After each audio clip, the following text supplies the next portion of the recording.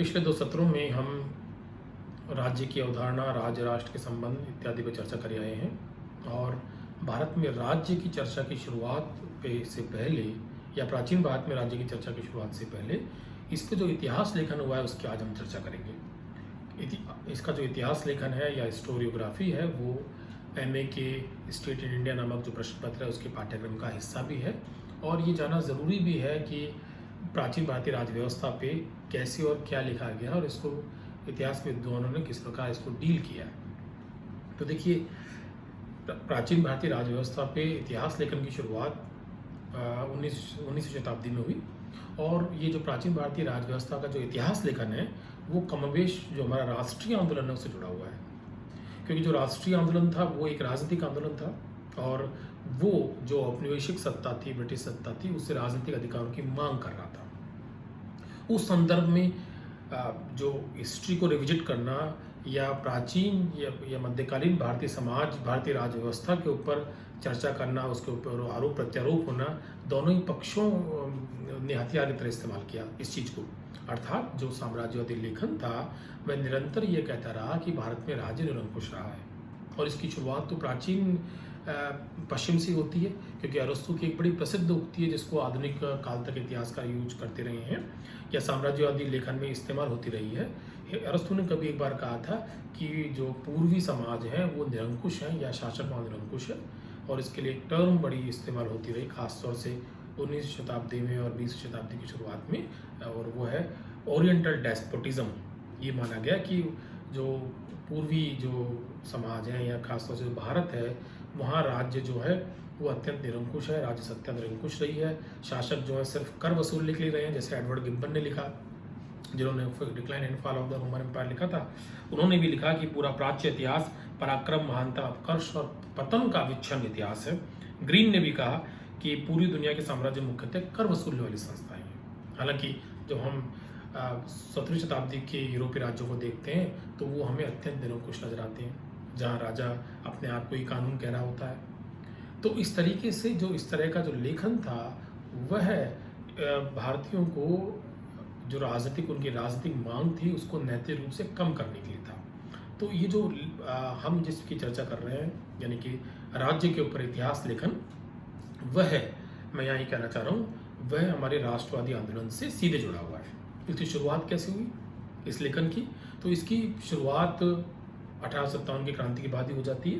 वो इस तरीके से कि 1857 की क्रांति को ये माना गया औपनिवेशिक सत्ता द्वारा या उनके नीति नियंताओं के द्वारा कि ये भारतीय समाज को कम जानने की का परिणाम है, क्योंकि वहाँ गाय की पवित्रता या सूअर की इस्लाम में जो विशिष्ट महत्ता है उसको या महनीयता है या कहना चाहिए कि विशिष्ट स्थिति है उसको नहीं आंका गया और एनफील्ड राइफल को लेकर विद्रोह हुआ या ऐसी दूसरी जो मुद्दे थे वो भी धार्मिक थे। तो जो साम्राज्यवादी नीति नियंता थे उन्होंने इस बात पे जोर दिया कि भारतीय समाज को जानना जरूरी है। ये कुछ जैसा कि मैक्स प्लूम ने बाद में लिखा भी, ये कुछ ऐसा ही था कि यदि आपको किसी देश को जीतना है तो वो सेनापति जो है शत्रु देश की पूरी जानकारी हासिल करता है और इसकी शुरुआत हुई स्वयं मैक्स प्लूम द्वारा। हालांकि वो जर्मनी थे परंतु इंग्लैंड में रहते थे।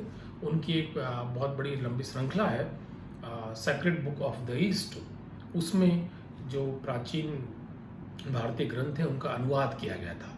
तो वहाँ उन अनुवादों के जरिए भारतीय समाज की जैसी चाही मनचाही उल्टी सीधी व्याख्या उन्होंने यहाँ पे की और उन व्याख्याओं के जरिए ये सिद्ध करने का प्रयास किया कि प्राचीन भारतीय समाज में लोकतंत्र या लोकोन्मुख राज्य नहीं था। तो और जैसे कि खासतौर से सेनेट ने 1898 में एक बात लिखी कि भारत में राज्य स्वदेश का कभी भाव ही नहीं था और राजनीतिक संविधान जैसी कोई चर्चा थी नहीं। ये सारी दृष्टि जो थी वो साम्राज्यवादी सोच को या साम्राज्यवादी हितों को का पोषण करती थी। वो इसलिए कि यदि ये कह दिया जा रहा है या इसकी पुष्टि कर दी जा रही है कि प्राचीन भारतीय राज्य निरंकुश था, राजा स्वेच्छाचारी थे, वो अथॉरिटेरियन थे, तो फिर ऐसे भारतीय समाज को अंग्रेजों के या ईस्ट इंडिया कंपनी के या ब्रिटिश सत्ता की स्वेच्छाचारिता या निरंकुशवादी शासन प्रणाली में रहने में कोई आपत्ति नहीं होनी चाहिए। एक बात और बड़ी जोर से कही जाती थी, वो ये कही जाती थी, ये इंडोलॉजिस्ट भी कहते थे कि भारतीय समाज आध्यात्मिक है, आध्यात्म की तरफ उन्मुख है, और वो लोक से या लोकोन्मुख नहीं है, या लोक से उसका ज़्यादा लेना देना नहीं है। स्वयं मैक्सवेल ने ये बात लिखी कि यूनानियों के लिए जीवन उमंग और वास्तविकता से परिपूर्ण है, हिंदुओं के लिए वह स्वप्न और माया है। यानी जो शंकर की माया है, जिसमें ये कहा गया है कि संसार माया है और इससे मुक्ति की बात की गई है, उसको उन्होंने उठा लिया और इस बात पे जोर दिया कि वो भारत जो है उस पर धर्म का गहरा प्रभाव है। हालांकि इस बात का खंडन भी हुआ और पश्चिमी विद्वानों ने भी किया। खासतौर से 1889 में अमेरिकी मनीषी हॉपकिंस ने ये बात लिखी कि पुरोहितवाद का प्रभाव भारत के विशाल जनसमूह पे बिल्कुल नहीं था और वो लौकिक जीवन में बड़ी रुचि लेते थे, परंतु इसका प्रत्याख्यान जो है वो भारतीय लोगों से ही आना था। और इसकी शुरुआत 19वीं शताब्दी के अंतिम दशकों में हुई। खासतौर से जो 3 बड़े इतिहासकार उस समय थे, भगवान लालजेंद्र, R.G. भंडारकर, रामकृष्ण गोपाल भंडारकर और राजेंद्र लाल मित्र, उन्होंने पांडुलिपियों को खोज करके और अन्य अपने लेखों के उनके आधार पर जो लेख लिखे उनके माध्यम से ये इस बात की बड़ी जोरदार पैरवी की कि भारतीय समाज जो है लोकोन्मुख रहा और भारत में राज्य जो था वह स्वेच्छाचारी नहीं था। उन्होंने उनकी जो ये लेखन था अत्यंत राष्ट्रवादी था, परंतु वह पौष्टिक प्रमाणों पे भी आधारित था। इसके बाद 1905 में जब बंगभंग का आंदोलन शुरू हुआ तो राष्ट्रवादी इतिहास लेखन में बड़ी गति आई और इसका बहुत बड़ा कारण कर्जन और उनके वक्तव्य भी थे, जो पूरी समाजों को या भारतीय समाज को पिछड़ा हुआ समाज कहते थे। जब उन्होंने कलकत्ता नगर निगम को भंग किया तो ये कहा कि भारतीय समाज के अंदर इसकी कोई आवश्यकता ही नहीं है। उसी कालखंड में रमेश चंद्र दत्त का एक ब्राह्मणकालीन सभ्यता पे एक लेख प्रकाशित हुआ और उन्होंने दिखाने का प्रयास किया कि प्राचीन राज्य में या भारत के प्राचीन जो राज्य थे उनमें राजा सभी के प्रति न्याय करता था। पूर्णेंदु नारायण सिंह का भी एक लेख 1905 के आसपास प्रकाशित हुआ और उसमें उन्होंने सर ऑकलैंड के इस बात का जोरदार खंडन किया कि ब्रिटिश वासियों ने भारतीयों को सबसे पहले लोकतांत्रिक परंपराओं से परिचित कराया है और वहीं उन्होंने ये साबित किया है कि शासन का उद्देश्य जन कल्याण करना होता है। खैर 1905 में जब कर्जन ने आक्षेप किया या कलकत्ता नगर निगम के को भंग करते समय ऐसी किसी संस्था के या लोकतांत्रिक संस्थाओं की भारत में की किसी आवश्यकता का खंडन किया या ये कहा कि भारत में ऐसी संस्थाएं कभी रही नहीं है, ऐसी संस्थाओं की होने की कोई ज़रूरत ही नहीं है, तब इसका प्रत्याख्यान करने के लिए A.C. दास ने एक बड़ा प्रसिद्ध लेख लिखा।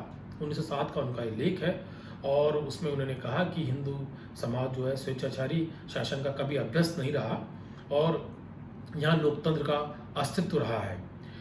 ये उन्होंने अपने लेख में लिखी।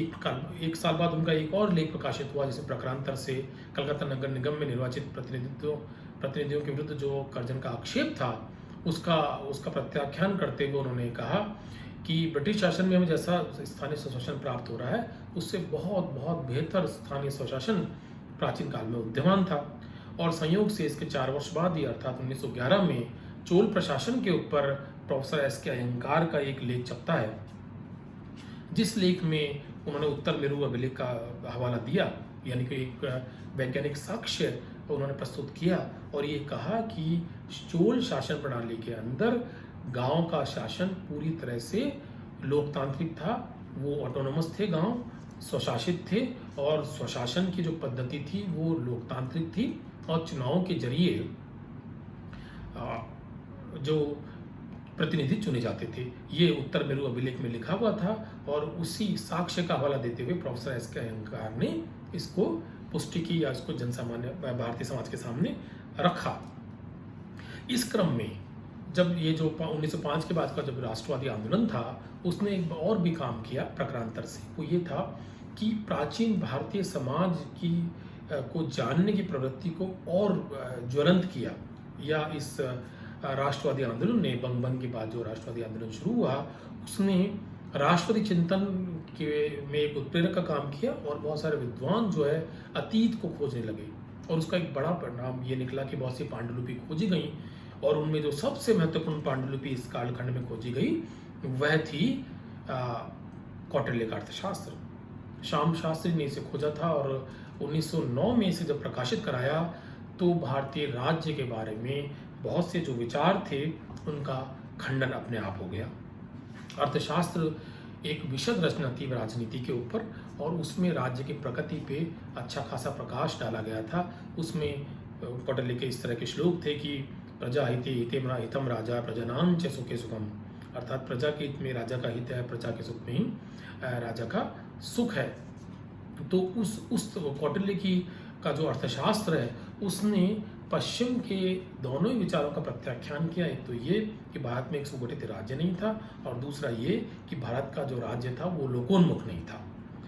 तो इसने एक हथियार का जो राष्ट्रवादी लेखन था उसको एक हथियार प्रदान किया। इसी कालखंड में अनुशीलन समिति जैसी बंगाल में समितियां बनी जिनका उद्देश्य, अनुशीलन का मतलब यही होता है कि चिंतन करना या अध्यावसाय करना या पठन पाठन के जरिए ज्ञान प्राप्त करना। तो अनुशीलन समिति जैसी जो राष्ट्रवादी समिति थी उन्होंने प्राचीन को खोजने में बड़ी दिलचस्पी दिखाई और ऐसा माना जाता है कि काशी प्रसाद जायसवाल जो कलकत्ता विश्वविद्यालय में पढ़ाया करते थे वो ऐसी एक अनुशीलन समिति से जुड़े हुए थे। हालांकि किसी कभी पुष्टि नहीं हुई, परंतु अंग्रेज सरकार ने काशी प्रसाद जायसवाल को कलकत्ता विश्वविद्यालय की कलकत्ता विश्वविद्यालय की उनकी सर्विस से मुक्त किया 1911 के आसपास, शायद इसी संदेह में। और उसके बाद उन्होंने जो एक महान कार्य किया उसने भारतीय राज व्यवस्था, प्राचीन भारतीय शासन प्रणाली या प्राचीन भारतीय राज्य के बारे में इतिहास लेखन में एक बड़ा क्रांतिकारी परिवर्तन कर दिया। 1912 से 1915 के बीच में उन्होंने बहुत सारे लेख मॉडर्न रिव्यू नामक एक शोध जर्नल के अंदर लिखे जो बाद में 1924 में हिंदू पॉलिटी नाम से प्रकाशित हुए। और हिंदू पॉलिटी एक युगांतकारी रचना थी प्राचीन भारतीय शासन प्रणाली पर। उन्होंने ये बात जोर दे के कही कि प्राचीन भारत में न केवल राज्य लोकोन्मुख था वरन प्राचीन भारत में गणतंत्र भी थे। और उन्होंने छठी शताब्दी ईसा पूर्व के गणतंत्रों की बात की या जो बौद्ध रचनाओं के अंदर गणतंत्रों के साक्ष्य मिलते हैं उसको दिखा करके उन्होंने कहा कि जो प्राचीन भारत के गणतंत्र थे उनका ढांचा अंशतः एथेंस के गणतंत्रों और अंशतः ब्रिटेन के जो संवैधानिक लोकतंत्र है या जो पार्लियामेंट्री डेमोक्रेसी है उससे बना हुआ था। उन्होंने पौर और जानपद जैसी संस्थाओं का साक्ष्य के साथ हवाला किया जो राजनीतिक शक्ति पे अंकुश रखा करती थी। और उन्होंने ये बात बहुत बलपूर्वक कही कि ये जो पौर और जनपद जैसी संस्थाएं थीं ये संस्थाएं उन संस्थाओं से अधिक उन्नत थी जिन पर आधुनिक स्विट्जरलैंड या संयुक्त राज्य अमेरिका आज गर्व कर सकता है। और ये बात उन्होंने फिर बल देके कही कि हिंदुओं द्वारा की गई संवैधानिक प्रगति को मात देने की बात तो दूर उनकी बराबरी भी कोई भी प्राचीन राज व्यवस्था नहीं कर सकती थी। जायसवाल के बाद इसलिए प्राचीन भारतीय शासन प्रणाली के ऊपर बहुत सारी रचनाएं, बहुत सारे शोध ग्रंथ हमें मॉडर्न रिव्यू, इंडियन एंटीक्वेरी और हिंदुस्तान रिव्यू जैसे ग्रंथों में देखने को मिलते हैं। 1916 से 1925 के बीच इस तरह के लेखों की बड़ी भरमार हो गई। और ये कालखंड ऐसा भी था जब एशिया यूरोप के अंदर राष्ट्रवादी और आंदोलन अपने शिखर पे थे और राष्ट्र राज्य की परिकल्पना बड़ी साकार रूप ले रही थी। तो इसी कालखंड के अंदर भारत में भी प्राचीन भारतीय राज्य व्यवस्था के ऊपर काफ़ी शोध कार्य हुए। और यदि हम इस समय लिखे गए शोध लेखों को यानी शोध आर्टिकल्स को या शोध लेखों को छोड़ दें तो किताबें भी बहुत सारी लिखी गई। यदि हम किताबों पे बात करें तो वो बड़ी प्रचुर मात्रा में लिखी गई पुस्तकें हैं जो प्राचीन भारतीय राज्य व्यवस्था के ऊपर एक समृद्ध इतिहास लेखन की परंपरा डालती हैं। जैसे कि 1916 में public administration in ancient India नाम की किताब जो है पीएन बनर्जी ने प्रकाशित की और उसमें उन्होंने प्राचीन भारतीय शासन पद्धति को संवैधानिक राजतंत्र की संज्ञा दी और उन्होंने ये बात कही भी कि ये एक प्रकार का सचिव तंत्र था। इसी साल के.बी. रंगास्वामी अयंगर की किताब आई some aspect of ancient Indian polity. ये उनकी 1914 में दिए गए व्याख्यानों पर आधारित थी और इस पुस्तक में अयंगार ने आधुनिक राजनीतिक विवादों के अखाड़े में लड़ने के लिए जो प्राचीन भारतीय शासन व्यवस्था के अस्त्र के रूप में इस्तेमाल किया जाता था उसका तो विरोध किया, परंतु साथ ही जोर दे के ये कहा कि ये जो प्रचलित धारणा है कि प्राचीन भारत में शासन लोकोन्मुख नहीं था या राज्य की प्रकृति निरंकुश थी, ये जो है निर्मूल है और इसका कोई आधार या साक्ष्य नहीं है, ये साम्राज्यवादी चिंतन की उपज है। इसके 2 साल बाद रमेश चंद्र मजुमदार की जो एक राष्ट्रवादी लेखक थे, उनकी एक पुस्तक आई corporate life in ancient India, और उसमें उन्होंने सहकारिता की बात पे बहुत जोर दिया और ये कहा कि कोऑपरेटिव मूवमेंट प्राचीन भारत में बहुत लोकप्रिय थे और राज्य जो था वो भी मोटे तौर पे एक सहकारी या कोऑपरेटिव मूवमेंट का ही परिणाम था और पूरा जो आर्थिक ढांचा था वो तो इसके ऊपर ही टिका हुआ था। इसकी पुस्तक की भूमिका में उन्होंने लिखा भी कि संस्कृति के क्षेत्र विशेष में अर्थात राजनीतिक प्रणाली के अंदर भारत आज तो बहुत पिछड़ा हुआ है, परंतु प्राचीन काल में उसकी स्थिति बहुत समृद्ध थी। उन्होंने ये भी कहा कि इस बात का बड़ा दुख होता है कि जिन राजनीतिक संस्थाओं को हम पश्चिम की देन समझने के अभ्यस्त हैं, वे बहुत पहले भारत में फली फूली हैं और इस धारणा का भी वो खंडन करते हैं कि भारत केवल धर्म प्राण देश रहा है। इस बात को तो श्याम शास्त्री ने भी अपने पुस्तक जो उन्होंने 1920 के आसपास लिखी थी इवोल्यूशन ऑफ इंडियन पॉलिटी, उसमें भी उन्होंने कहा और ये बात जोर दे के कही कि कौटिल्य के युग में राजा के दैवी उत्पत्ति का सिद्धांत या राजा के दैवी अधिकार की कल्पना नहीं की जा सकती थी। और ये बात उससे कुछ समय पहले जो अशोक के अभिलेख प्रकाशित हुए थे उनसे भी पुष्ट होती थी, जहां अशोक अपने आप को ये इस बात का दावा करता है कि वह प्रजा का सेवक है या वो लोक कल्याणकारी राज्य की बात करता है या लोक के कल्याण के लिए बहुत सारे उपायों की बात को अपने अभिलेखों में लिखता है। तो उससे न केवल ये पुष्ट हो जाता है कि प्राचीन भारतीय राज्य एक लोकोन्मुख राज्य था, वरन वो एक वेलफेयर स्टेट की भी आधारशिला रख देते हैं वो अभिलेख जो लोक कल्याण की बात कर रहे हैं। तो यहाँ आकर के जो प्राचीन भारत के ऊपर जो इतिहास लेखन है, वो ये जो राष्ट्रवादी जो इतिहास लेखन चल रहा था वो और मजबूत होता है इस दृष्टि से कि वो न केवल हमें कुछ लोकतांत्रिक वहाँ पर सूत्र मिलते हैं, वरन उससे भी आगे जाकर के एक वेलफेयर स्टेट की अवधारणा भी हमें मिलती है।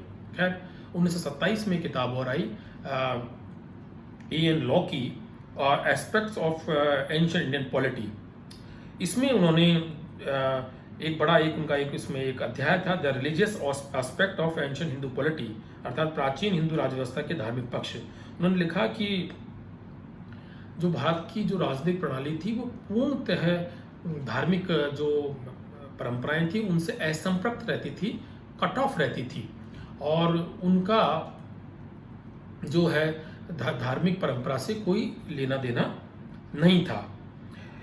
आगे जो है एन.एस. लॉ जो है इस बात पे दुख व्यक्त करते हैं कि आज के दास विपन्न एशिया और प्राचीन काल के उस एशिया के बीच कोई फर्क नहीं किया जाता जो कभी मानव जाति का अगुआ था। उन्होंने इस बात पे भी बहुत जोर देकर कहा कि हिंदू राज्य एक पूर्णतः धर्मनिरपेक्ष राज्य था। धर्मनिरपेक्ष संबंधी स्थापना को N.C. बंदोपाध्याय ने भी जारी रखा। उन्होंने ये लिखा कि प्राचीन भारतीय राजा न तो देवत्व का दावा करता था और न ही उसे कोई परमाधिकार प्राप्त था। 1923 में a history of Hindu political theories नामक एक पुस्तक आई जिसको UN घोषाल ने लिखा था और उन्होंने भी जो साम्राज्यवादी इतिहास लेखन था या पश्चिमी दृष्टि थी खासतौर से मैक्स मुलर और ब्लूमफील्ड की, उसका बड़ा खंडन किया और ये जोर देके कहा कि प्राचीन भारत के अंदर लोकतंत्र और राज्य की पूरी परिकल्पना थी। उसके पश्चात उन्होंने इस धारणा का भी खंडन किया कि भारतीय राज्य जो थे वो पूर्णतः वंशानुगत और निरंकुश खांची में बंधे हुए थे। इसी कालखंड में D.R. भंडारकर ने एक लंबी व्याख्यानमाला चलाई और जो some aspects of ancient Hindu polity के नाम से बाद में प्रकाशित हुई। वहाँ इन्होंने भी उस परंपरा का जो साम्राज्यवादी इतिहास लेखन था भारतीय राज्य के बारे में उसका जोरदार खंडन किया और यहाँ उन्होंने ये जोर देके भी कहा कि जो कथित रूप से इंडोलॉजिस्ट हैं खासतौर से मैक्स मुलर, डनिंग इत्यादि, उनको भारत का कोई ज्ञान नहीं है, वो कभी भारत में आए नहीं है और वो जो सेकेंडरी सोर्सेज है उनके ऊपर डिपेंड हैं, इसलिए उनका राज्य व्यवस्था के बारे में जो भी चिंतन है वो बहुत ज़्यादा तार्किक या विश्वसनीय नहीं है। तो जो राज्य व्यवस्था संबंधी जो इतिहास लेखन था उसका चरमोत्कर्ष हमें इस 1920 के दशक में देखने को मिलता है। इधर राष्ट्रवादी आंदोलन अपने शिखर पे था और उधर उधर इस तरह का लेखन भी अपने शिखर पे चल रहा था। एक पुस्तक का मैं और यहाँ जिक्र करूँगा, बी आर दीक्षितार की एक पुस्तक आई, हिंदू एडमिनिस्ट्रेटिव इंस्टीट्यूशंस। बेसिकली ये उनका पीएचडी उपाधि के लिए लिखा गया शोध प्रबंध था जो 1927 में छपा, और उसमें उन्होंने कुछ ज़्यादा ही गुणगान किया प्राचीन भारतीय राज व्यवस्था का, और ये जोर देकर कहा कि प्राचीन भारतीय राज व्यवस्था पूर्णतः आधुनिक थी और उसमें आधुनिकता के समस्त भाव समावेशित थे। वो लोकतांत्रिक भी थी, उसमें आधुनिक राष्ट्र राज्य की संकल्पना भी थी। इसमें उन्होंने जोर देकर के चक्रवर्ती राजा की जो संकल्पना थी उसका महत्व बताया कि किस तरीके से कन्याकुमारी से हिमालय तक के राज्य की कल्पना की गई है, अर्थात भौगोलिक रूप से भारतीय समाज के बीच में भारत राष्ट्र की कल्पना प्राचीन काल से थी, और राष्ट्रवादी विचार भी उस समय विद्यमान थे। हालांकि किताब थोड़ा आगे चली गई, पर हमें ध्यान रखना चाहिए कि इस कालखंड में जो राज व्यवस्था पर इतिहास लेखन हुआ उसके पीछे राष्ट्रवादी भावना भी काम कर रही थी, और जो इतिहासकार थे वो प्राचीन भारत के राज्य की प्रकृति को सिद्ध करके राष्ट्रवादियों के हाथ में हथियार देना चाहते थे। जो ब्रिटिश औपनिवेशिक राज्यिक प्रणाली है उसका प्रतिरोध कर सकें, इस आधार पे कि भारतीय अपनी परंपरा से ही एक लोकतांत्रिक समाज में जीने के आदि रहे हैं। परंतु इस राष्ट्रवादी चिंतन ने एक जो काम किया वो ये किया कि प्राचीन भारत को खोजने और प्राचीन भारतीय राजनीति और राजनीतिक प्रणाली को खोजने में बड़ी भूमिका निभाई। इसमें आगे भी जो इतिहास लेखन हुआ उसके पर हम बाद में चर्चा करेंगे।